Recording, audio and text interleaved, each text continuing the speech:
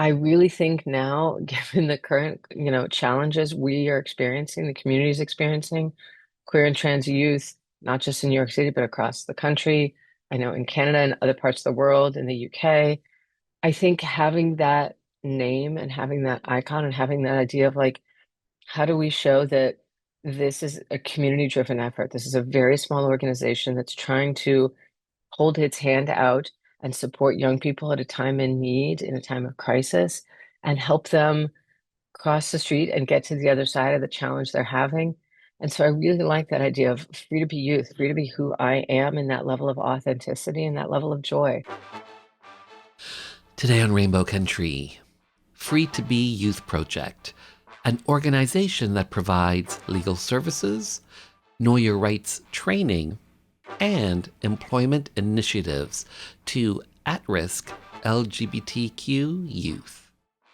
And joining me today is professor, lawyer, and the director of Free to Be Youth Project, Amy Leipzinger.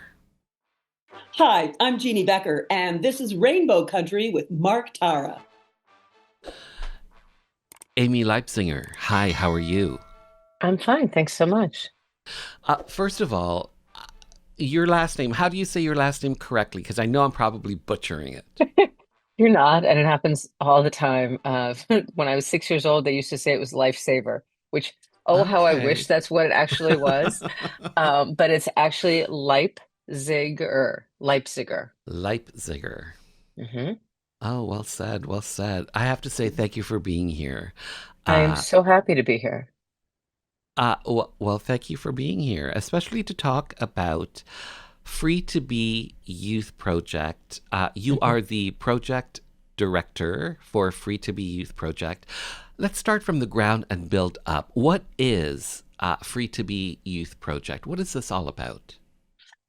So I might be dating myself a little bit because I fall into the over 45 category. But do you recall the Marlo Thomas song, Free Free to to Be Be You You and and Me? Me? Yes. Yeah. Is this based So on that, the title? indirectly, and I'll tell Mm. you why. So the project itself has been around for 30 years. It was started in 1994 by a Harvard-trained attorney in the second year of a fellowship that he realized the first year of he wasn't really ultimately getting what he wanted.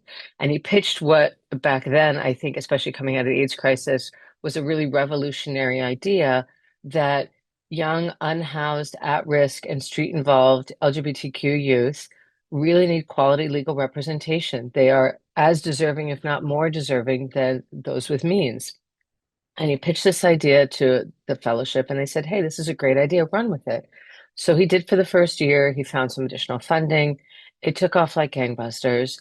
He ran it for a number of years before he left to go teach at American University. But the idea and the seed and the germ of the project remained, which was that, especially for young people ages 14 to 24 that are navigating a multitude of life challenges, more often than not, way more than the average bear is and way more than I think a lot of people realize, really need some assistance. And it's not helping hand assistance like, here, we're going to help you get food stamps.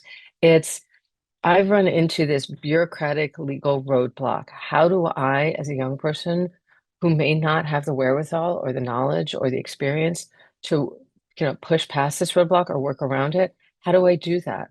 And so that was the idea for the project. It's changed names a multitude of times. For many years, it was called the Peter Cicchino Youth Project for its predecessor, who for its founder. And the project hit a bit of a stumbling block during the pandemic, as many small nonprofits did, and it closed for about 2 years. So from the end of 2020, beginning of 2021, until I came on in the beginning of 2023. And when I came onto the project, I was asked to, in a very sort of Phoenix-like way, resurrect the project because it had been closed. It didn't have funding, it didn't have staff. The legal services that it had been providing to homeless and at-risk youth around the city wasn't in operation. And so I was asked to bring it back to life. And as I was doing that, and as I was reaching out to our community partners, one of the things that separates the work that we do in many respects is we come at it from a trauma-informed, culturally competent lens. And what that means is we recognize the young people who are going to be really scared and not know where to turn for resources. So we put ourselves in their path in a safe and affirming way. We work with partners here in New York City who are already working with this population. So, for example, the Ali Forney Center or the Hedrick Martin Institute, they're here in this space. And so young people know this is a safe space where I can get a hot meal, where I can meet with a case manager, where if I'm having issue finding an apartment or I'm trying to get back into school, it's a set of resources. So our intakes take place in these spaces so that it's that feeling of, hey, I'm in community where I feel safe and supported. Here's the lawyer, and I can ask them questions about my case and my issue. So as we were talking to our community partners, sort of bringing the project back from what it once was or to what it once was, I said, with all due respect to our founder, I wanted a new name. I jumped on the rebranding bandwagon, if it were. I wanted something in part because the pandemic was so difficult for so many, it was for everybody, but I think young people who were feeling very adrift, I wanted something that was going to resonate with them, that was going to make them feel like they were part of something. And the more I thought about it, and the more I looked at some notes from my predecessor, I thought I really like the name Free to Be Youth Project because it has that free to be you component, and it has that feeling of freedom and respect and love and community and joy. And though I didn't know it 2 years ago when I said, hey, this is going to be the name, and I came up with a new logo and we relaunched social media, I really think now, given the current, challenges we are experiencing, the community is experiencing, queer and trans youth, not just in New York City, but across the country. I know in Canada and other parts of the world, in the UK, I think having that name and having that icon and having that idea of like, how do we show that this is a community-driven effort? This is a very small organization that's trying to hold its hand out and support young people at a time in need, in a time of crisis, and help them cross the street and get to the other side of the challenge they're having. And so I really like that idea of free to be youth, free to be who I am in that level of authenticity and that level of joy. And I say that because we're, a week and a half from Pride. And I think this is going to be a very, very difficult month for a lot of people, myself included, feeling all of the big feelings, for want of a better term, that we've been navigating these last few months. I think the challenges, the feeling of discrimination, humiliation, having rights stripped away, having dignity stripped away, like an attempt to really try and erase our community and members of our community. I think trying to really kind of push back in this time and at this moment with, our organization, the work that we do and the support that we provide, in legal services to young people. I mean, I think it's why we're here. So Mhm. I'm a lawyer. It's a long answer to a short question. It's an occupational It's a hazard. well I can't, said. It's a well once I said start talking. answer. Yeah. Okay, so in America, the current administration, there are ever growing executive orders that seem to be targeting the LGBT community in particular.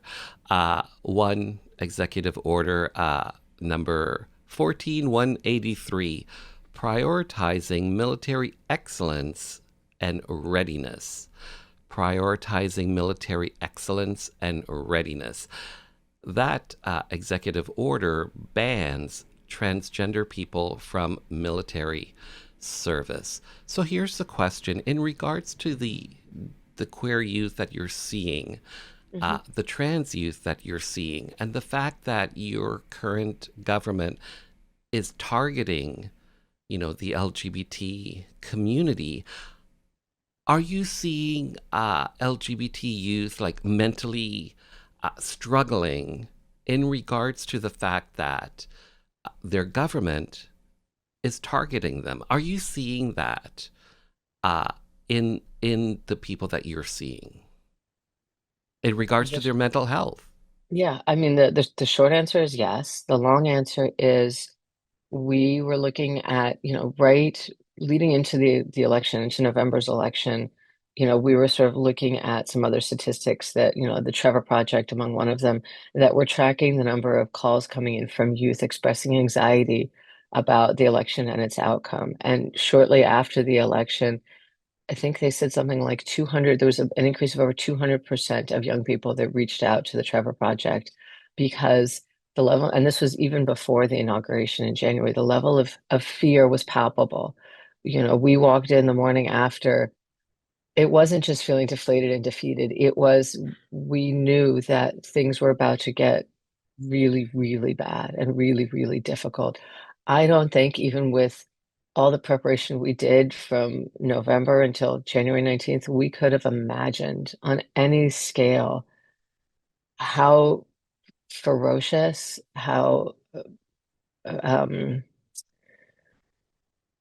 how vitrolic, for want of a better term, how just at breakneck speed the determination from those in the White House to eradicate, for all intents and purposes, this population, and not just the population, but the idea of like stripping away knowledge, stripping away guardrails and safety, and that, that's immigration, yes, that's healthcare, that's access to services, that's trans youth not being able to participate in sports, to your example, trans youth not being able to continue to serve their country as they have done admirably. But to sort of see, there was a list in the New York Times, I want to say it was about 2 months ago, and it was well over 2,000 words that were being systemically stripped from all government or government affiliated websites. And it was, woman, man, sex, gender, black, teen, youth. I mean, like literally pulling words out that can no longer be on websites. And that idea of systemically stripping away history and knowledge and an understanding of who we are in this space, it started, even leading into last election, we were seeing book bannings happening in certain states, like in Iowa and down in Tennessee.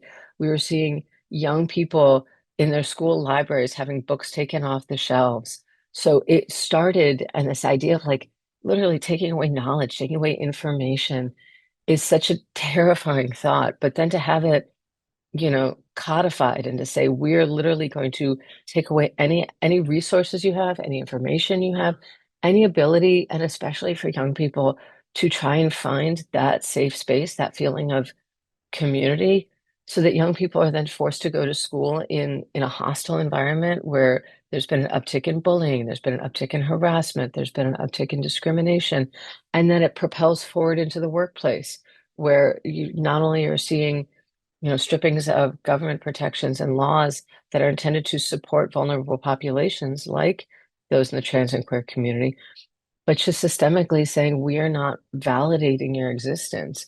And so to your question, since January, we have seen huge, huge numbers of young people who have been terrified to leave their apartments, to come see us, to come find themselves, who might be in need of legal services, but are so they're fearful of ICE, they're fearful of, being discriminated or harassed on subway platforms.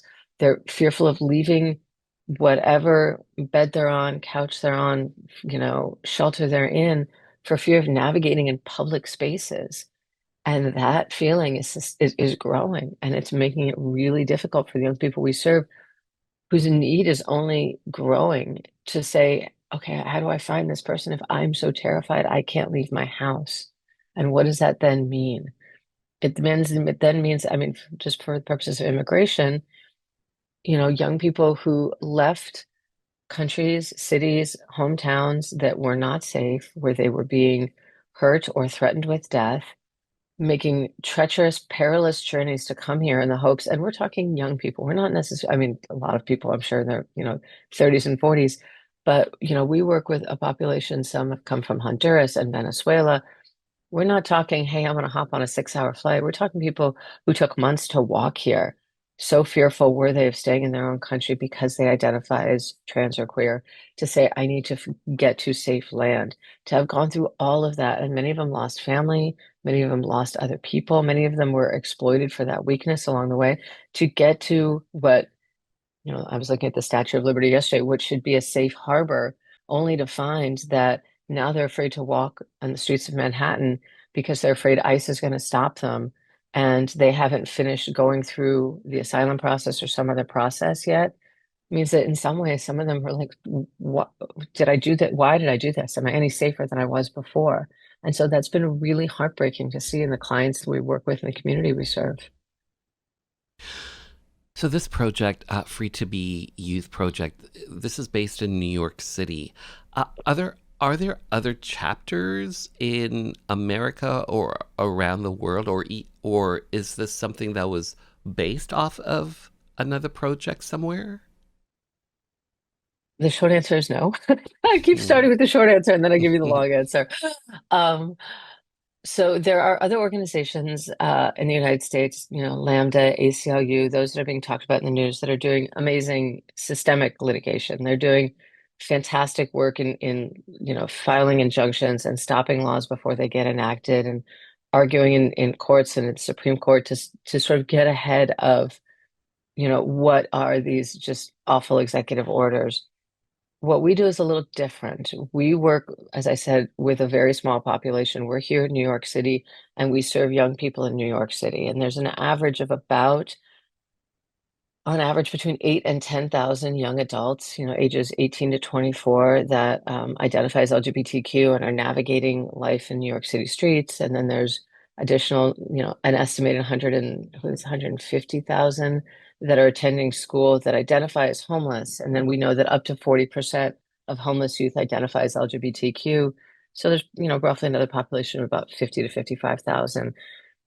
We do direct legal services here in New York City. So that means immigration and public benefits and name changes and identity documents and helping with that sort of legal crisis in the moment. We are the only project in New York City that does that. There are other organizations that do work with homeless youth. There are other organizations that do direct legal services for low-income communities. We're the only organization that works with this very specific subset of the population, this very community-driven need here in New York City. To my mind, as far as I know, we are one of the only ones in the United States that works with this specific population in this specific way. I can't speak to other countries. I can only speak to what I know about in the United States. But what's interesting is we've been working on this project for a few months now called the Rainbow Line Initiative. And it sort of came out of what we were concerned was going to happen after the election, which is that one of the things that this administration thrives on is the idea of anxiety and fear and isolation.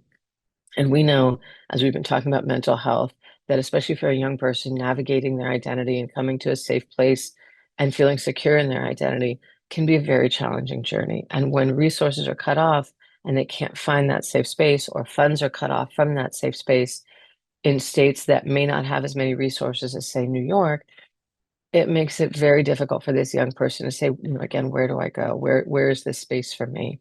So we started a partnership with an LGBT youth center in Tennessee in November as part of our Giving Tuesday. We called it the Rainbow Line. And what we wanted to do was, because we are in New York City, but we recognize that what's happening to young people in New York City is happening in other parts of the country. And because we are so small and don't have the resources or the capacity to be everywhere, we thought, how do we build a lifeline? How do we build that sort of communication to say, we're here and you're there, but we're in this together. It's that helping hand idea. And so we did this partnership in November where we sent this LGBT Youth Center in Tennessee copies of books that we knew had been banned in Tennessee, copies of gender affirming cosmetics, some Know Your Rights information, and we sent them as kits. We said, here, we're sending this to, I think we sent it to about 40 young people at this youth center in Tennessee, which is the only LGBT youth crisis center in the state of Tennessee, which is one of the reasons we wanted to partner with them because we knew that they are that lifeline for young people in Tennessee. And we wanted to say, hey, we're here in New York City, but we want to talk. We want to cross that barrier, that state line, that community to say, we're all in this together. So the Rainbow Line was sort of driven out of that feeling of we know that there are other young people in other states that have legal needs that are navigating difficult circumstances. And because we can't be there, we want to build those connections. And we called it the Rainbow Line because we were imagining it like a New York City subway, subway that you're, a rail or a tube if you're in the UK that sort of runs along tracks and has lines. And we said, okay, if we call it the Rainbow Line, then that's us coming from New York City, not in a, I tell people it's not like the city mouse and the farm mouse. It's not us sort of like, ooh, look, we're the fancy city people. It's much more, we know that shared spaces are the ones where we feel the most empowered and where we're capable of coming together. And from there, that collective strength and that collective pride is what can propel us to survive these difficult times. It was driven out of that need. So that was in November, and our plan is to do a good what we're calling a good reads discussion board or curated discussion board to try and find another way to kind of build that connection with young people in Tennessee.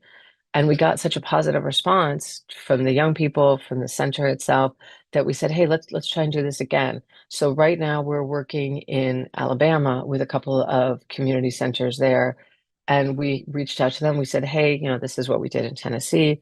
We'd love to build the rainbow. We want to build the subway line to come down to Alabama." And they said, "We love this idea. Let's talk about how to do it." So in the next month or so during Pride, we're again going to be sending because they're building, some small libraries for young people.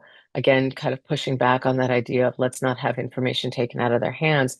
Let's give them support and literature and let them see themselves in the books that they're reading so that they don't feel so isolated. So we're sending again books and gender affirming cosmetics. We're sending some fidget toys and some art supplies. And again, we're looking at, once we send those down to them, how do we kind of develop the relationship from there. Like it's like a first date. Like we got you something really pretty. Okay, we've had that first date. Now, what do we do on the second date? Let's build up that Goodreads list. Let's have that conversation. We've talked about maybe a Discord or some other way for young people and clients we serve here and young people that are being served in Alabama and Tennessee. We're going to Kentucky, I think, in the fall as well.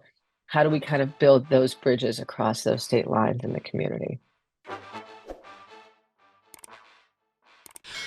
So, Amy Leipziger, you were born and raised in Los Angeles. You are an educator, a professor, a lawyer, a mother. Uh, what led you to want to be a lawyer, to get into y- helping to give voice to the voiceless? What led you down this path? Was it the I fact that your dad is also a lawyer? How did you know that? He was a lawyer. He was a bankruptcy and real estate attorney. I didn't realize I wanted to go to law school until I was in the second year of a master's degree in gender studies in Washington, D.C. And I had a professor at the time who was a lawyer, and we talked about sort of the intersectionality of identity and what happens when you find yourself in these spaces and what are the tools and the resources that are most valuable. And it was those conversations with her that made me realize I was also just not meant to be an academic. I think I love reading, I love teaching, I love engaging and pedagogy, but academia didn't feel like it was going to sort of satisfy enough of I guess all the myriad of parts of my personality. And she was the one that suggested law school. And I applied to a law school. I applied to several actually the first time. I got rejected from all of them. It was a bit of a blow. It was a bit of a blow to my ego. So I took a year off. I worked at a shelter for women that are survivors of intimate partner violence. I was a fundraiser. I did some volunteer work and I sort of, regrouped and applied again. And the second time I applied to the one school that I knew I really wanted to go to, which had a professor, it's CUNY Law School, and their motto is law in the service of human needs. And there was a professor at the time who was running a clinic, an international women human rights law clinic named Rhonda Copeland, who'd argued cases in front of the Supreme Court, in front of circuit courts, and who really understood, how valuable the law can be as a resource to communities, and in particular to those that are experiencing gender disparities, discrimination, bias, harassment. And I really wanted to work with her. And so I went to law school in the hopes that I would get the chance to work with her and be in her clinic and kind of build on what I'd started as my journey, during my master's degree of, building out this idea of community and community driven lawyering. Um, And it's not so much the voice of the voiceless. I think the communities all have really strong, powerful voices. I think it just is about leaning into that dynamic of I keep coming back to the idea of holding their hands. And I do it because there was this Brazilian phrase that came out after an election a few years ago that said, no one let go of anyone's hand. And I keep coming back to that time and again, especially in the last few months of like, sometimes it's just the idea of this community has this voice. And if I hold their hand or they hold someone else's hand or we hold a client's hand or my staff connects with the staff and the people in Alabama or Tennessee, and we're building that collective voice, it just means our voices are getting stronger and louder. And it's that forward momentum. Gender, poverty, discrimination, these are some of the issues that you advocate for. For yourself, what has been some of the challenges that you tend to come up against time and time again when you are, going hand in hand with the people that you're working with, that you're representing, with the queer youth that come to you? What are some of the the the bigger challenges that you tend to see time and time again? I think it's twofold. I mean, one of the challenges when you're working in communities, in particular this community, is sort of pushing back on the narrative of what does it mean to be unhoused or homeless. And again, having grown up in Los Angeles, it looks very different state by state, community by community. So I can't speak to what it would look like in Iowa or Seattle. I can speak to what it looks like here in New York City. And time and again, there's this huge misconception of what it means to be homeless, whether it's homeless youth or just homelessness in general. Because oftentimes, and I think the news often, and I think social media to a certain extent, tend to sort of say, here was this isolated incident of this person on a subway who was mentally ill and was also homeless. Here was this situation of this person who had struggled, who was a veteran or had struggled with substance abuse or had a multitude of issues. What is striking is, and I read an article not that long ago that said, the average income in New York City right now, and I've said this to other people, is, the waiter who's, taking your order in a restaurant, the bus driver, the person who's probably working two or three jobs and is making collectively $70,000 is likely in a homeless shelter working with two kids. And there was a statistical breakdown of the challenge of homelessness in New York City, and that, realizing that, if there's 158,000 young people that identify as homeless in New York City schools. And we know that because there's a statute called McKinney-Vento that, shows that you self-identify as that. That's a really big number, 158,000 out of about 1 million school children. So kind of doing that math, like 1 in 10. So I think one of the biggest challenges I've experienced in this role, and it kind of builds on things I've seen in other parts of my career, is a genuine misunderstanding of the communities that we're in and the work that needs to be done. Because if it's 1 in 10 young people, if the median income is $60,000 and you're renting or you're trying to rent with five other people, a railroad that's costing 3 grand a month, and even with food stamps and Medicaid and your income, you're still just getting by, then it's really just a larger conversation about the inequities and the challenges that, communities that are hardworking communities, that are communities that are really trying to navigate into a sense of stability. There's just a fundamental misconception that young people want stability. They're craving it. They're looking for, stable work, stable education, a stable home so that they can thrive. There's not some part of them going, let me see what I can do. Okay, I want to stay like this in this dark, frustrating, lonely place, cut off from all resources and family and any sense of a safety net. That's not what's happening. But I think more often than not, it's this public consciousness of like, what does it mean to navigate into poverty or navigate out of poverty specifically? And here in New York City, it's, I think, very unlike what a lot of people realize.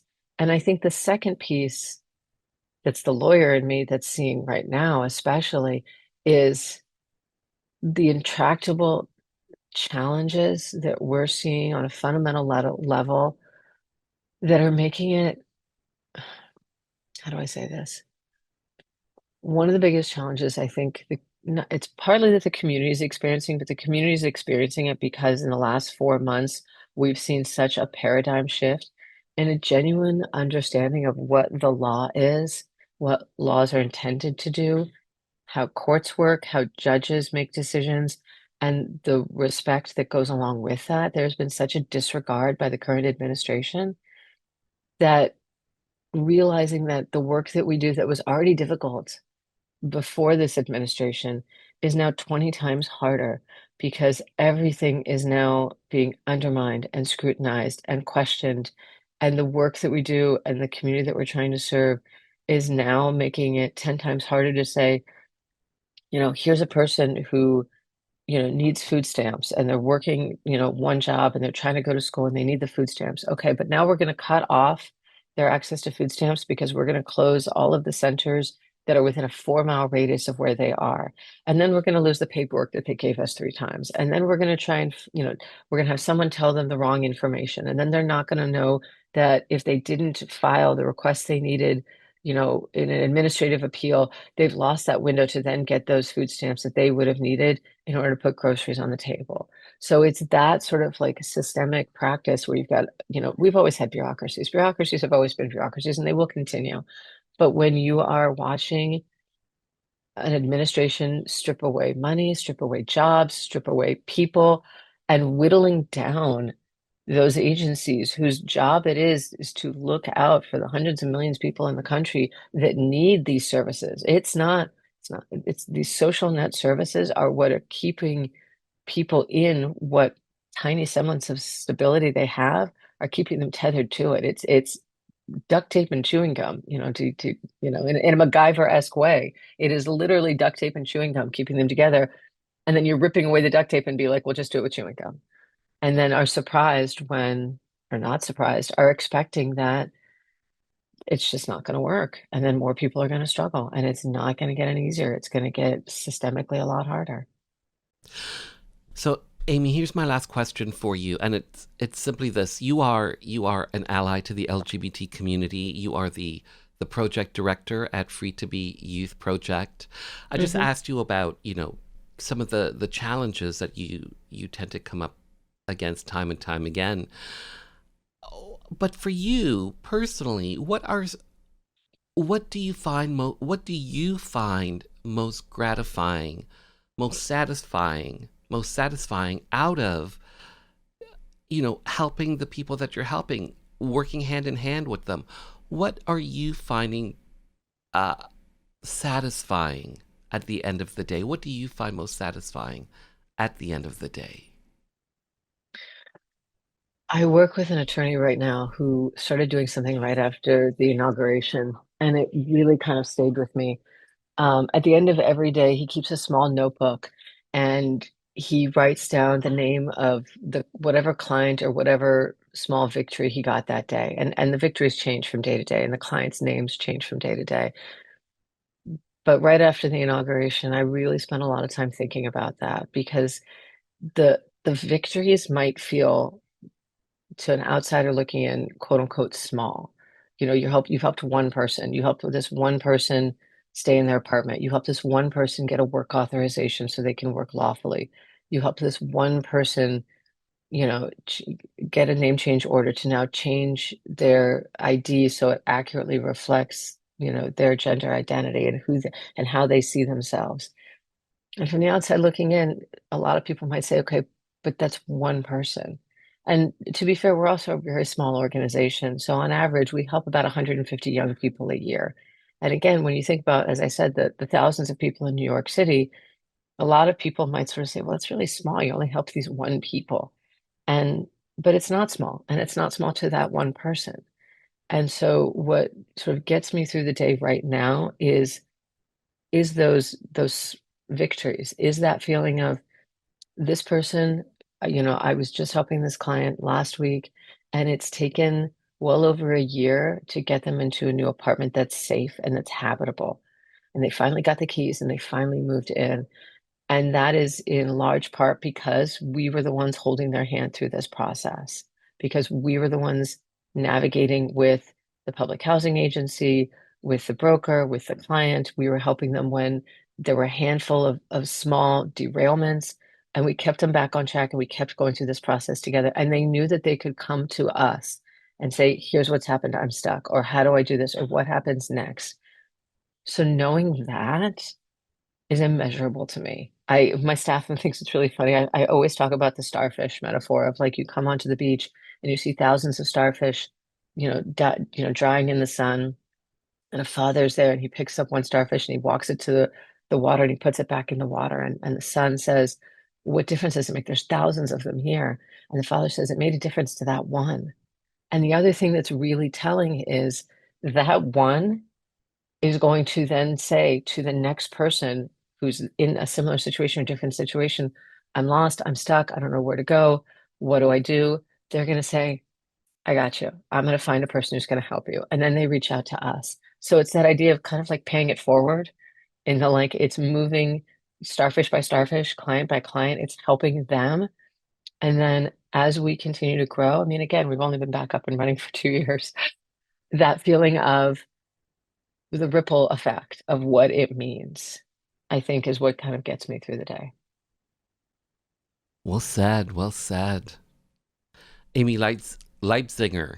I know I'm butchering your name. I have to Again, say, when I was 6, it was lifesaver. I'll take it. well said, well done. Thank you for your time. Thanks for being on the show. I truly Thank do you so appreciate much. this. It was lovely chatting with you.